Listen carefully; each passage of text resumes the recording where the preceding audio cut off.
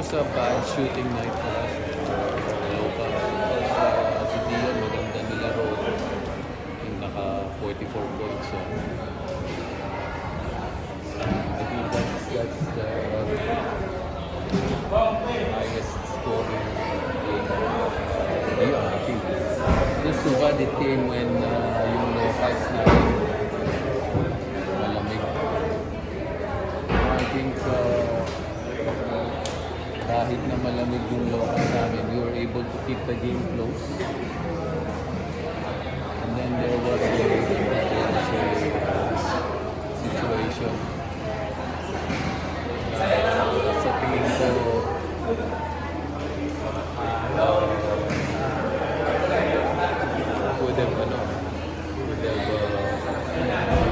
changed the momentum in the game, the results.